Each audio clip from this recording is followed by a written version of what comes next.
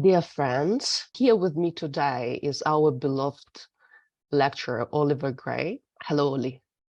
Hello, Olga. Thank you. We are going to talk today about the business law, which is one of the biggest areas of law. And we are going to cover today business media, their advantages and disadvantages, how to incorporate in the UK, how to register different sort of medias, what are those formalities and requirements towards that. We are going to talk about limited company and private company and public company.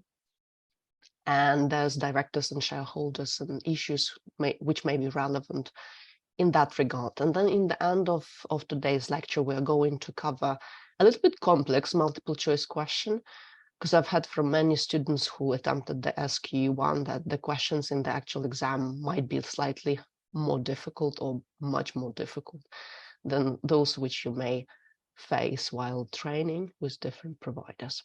So before we start, as an icebreaker, let's talk a little bit about the career in the business law. Oliver is a solicitor specialized in business law. What sort of work do you do, and what sort of work in general terms the business lawyer does? It's quite varied, actually, because it's such a huge discipline.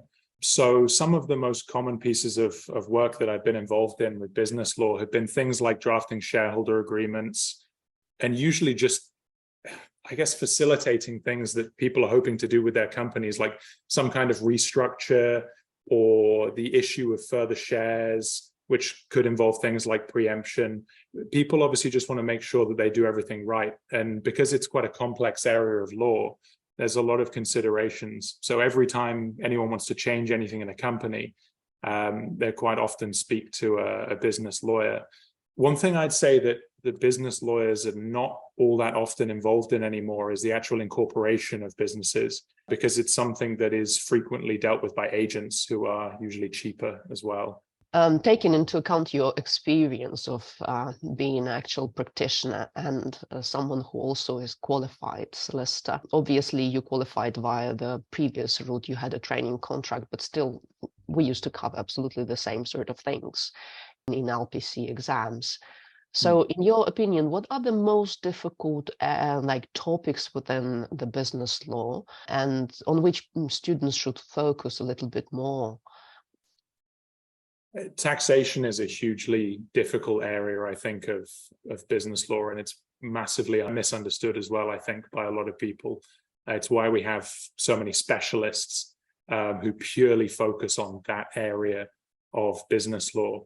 There needs to be, I think, certainly some degree of understanding from anyone within that field, because everything that they do has the potential to be impacted by taxation. But it's quite often something, especially if you have a larger transaction, if you're in a case where you're acquiring a business or something like that, you may have a specialist involved for that purpose.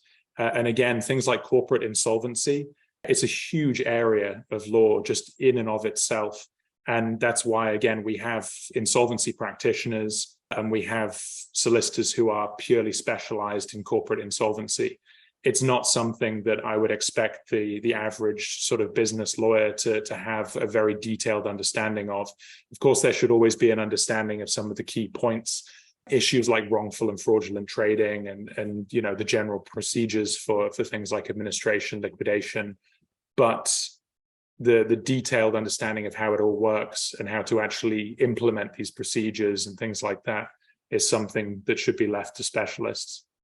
I do agree. And solvency, and there's a lot of things you can test on via multiple choice tests as well. Maybe also all those directors related issues like transactions with directors and antecedent transactions, which is coming back to the insolvency. Yeah, they can really be quite complicated, actually.